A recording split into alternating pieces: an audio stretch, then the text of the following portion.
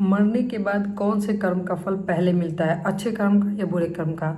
ये क्वेश्चन मेरे एक व्यूअर का है एंड उन्होंने कमेंट किया है, तो इसको मैं डिटेल में एक्सप्लेन करना चाहूँगी। बहुत अच्छा क्वेश्चन है।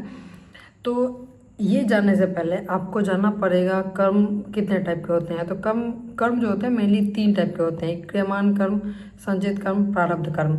जो मैंने अभी तक बुक्स पढ़े हैं और खुद के एक्सपीरियंस से समझा है, मैं उसके अकॉर्डिंग बताऊंगी आपको। तो क्रियमान कर्म जो होता है, जैसे मैंने अभी कोई कर्म किया, जैसे मैंने अभी खाना खाया एंड मेरी भूख मिट गई, तो ये होता है क्रियमान कर्म। मतलब कर्म किया, तुरंत फल मिल गया, समाप्त। अच्छा बुरा कुछ नहीं, जो किया फल मिला, समाप्त। दूसरा होता है संचित कर्म।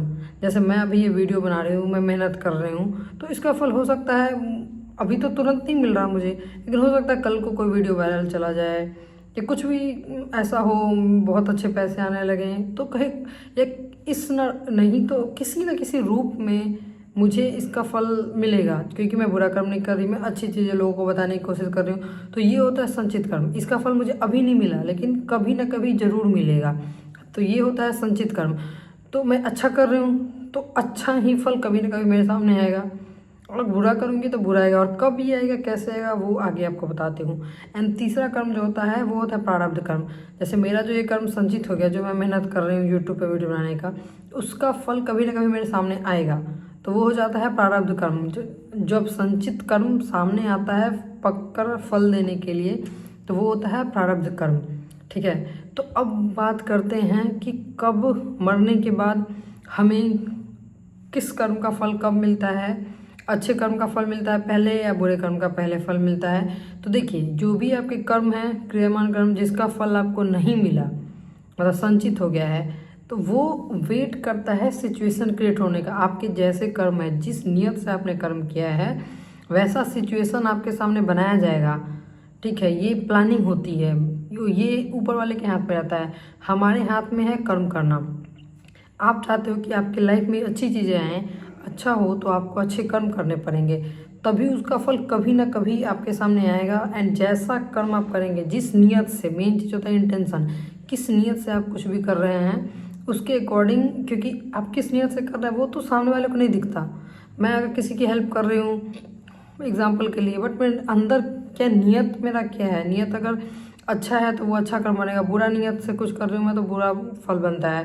तो ये ऊपर वाले को पता होता है, ये मेरे साथ अगल बगल के इंसान को नहीं समझ सकता कोई कि मेरा किस नियत से मैं कोई काम कर रही हूँ।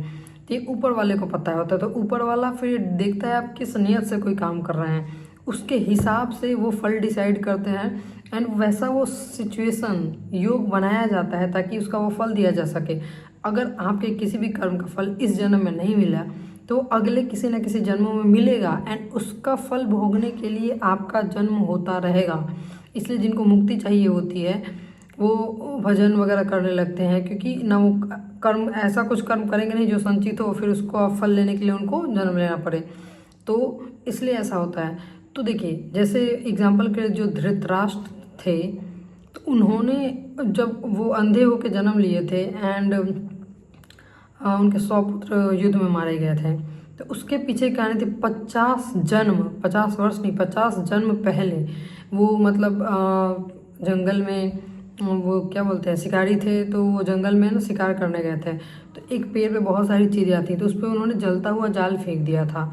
तो 100 चिड़िया जो है वो मर गई थी एंड काफ़ी सारी चिड़िया अंधी हो गई थी।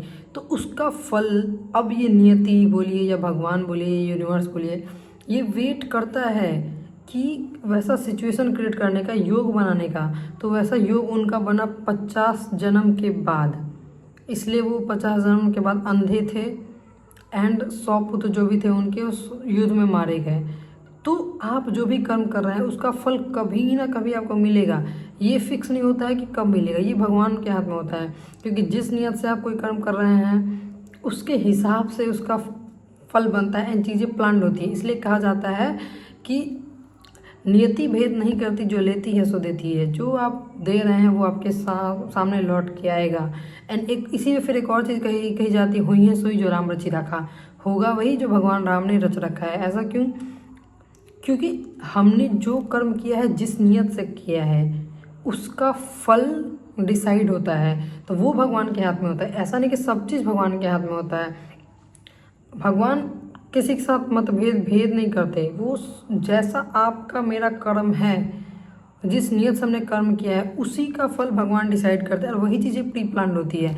जैसे 50 जन्म पहले धृतराष्ट्र ऐसा किए थे, इसलिए जब उनका जन्म हुआ था अंधे होकर जन्म लिए थे, 100 पुत्र मारे गए, तो ये चीज़ें प्री प्लान थी उनके लाइफ में पहले से। क्यों? क्योंकि उनका ये पिछले जन्मों का 50 जन्मों का ऐसा कर्म बना था, तो उसको नहीं बदला जा सकता। जब जो बहुत मतलब तगड़ा प्रारब्ध कर्म रहता है ना, उसका फल हम चेंज नहीं कर सकते हैं, तो वो मिलेगा ही मिलेगा, लेकिन कब मिलेगा ये ऊपर वाले के हाथ में डिसाइड होता है। एक और चीज़, मान लीजिए कोई इंसान बहुत मेहनत कर रहा है, सिंगिंग सीख रहा है, ठीक है, तो और लेकिन उसको फल नहीं मिला, मान लीजिए इस जन्म में उसको फल नहीं मिल रहा, उसके होंगे कुछ पास्ट कर्मा या कुछ भी हो सकता है, एग्जाम्पल के लिए लेते हैं, उसको इस जन्म में फल नहीं मिला, लेकिन ऐसा नहीं कि उसके कर्म खाली रह जाएगा। कर्म का फल मिलता ही मिलता है, चाहे जब मिले।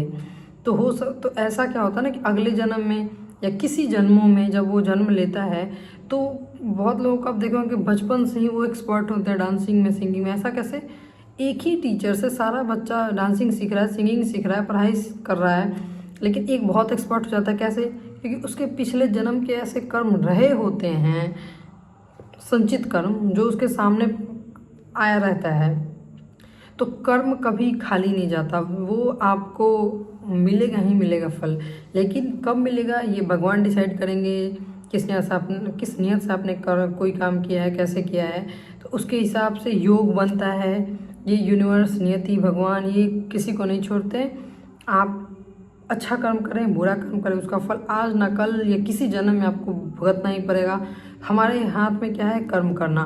कर्म जब ये टेंशन ही खत्म हो जाएगी, जब हम आज बुरा कर्म करेंगे ही नहीं, तो हमें किस बात का डर कि हम बुरा हो जाएगा। हाँ, अगर रहा होगा पिछले जन्मों का, इस जन्म का मुझे पता है मैंने कुछ गलत नहीं किया, ठीक है, पिछले जन्मों का कुछ अगर रहा होगा, बकाया होगा, संचित कर्म होगा, तो उसका फल आएगा, ठीक है, कोई बात नहीं।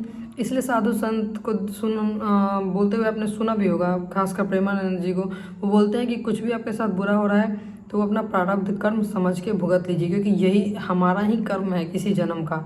अगर इस जन्म में हमने बुरा नहीं भी किया, तो वो किसी न किसी जन्म का हमारा ही कर्म है, अच्छा या बुरा जो भी होगा। तो इसलिए कहते हैं कर्म अच्छा कीजिए, बाकी भगवान के हाथ में छोड़ दीजिए, क्योंकि नेति भेद नहीं करती, जो लेती है सो देती है, ठीक है।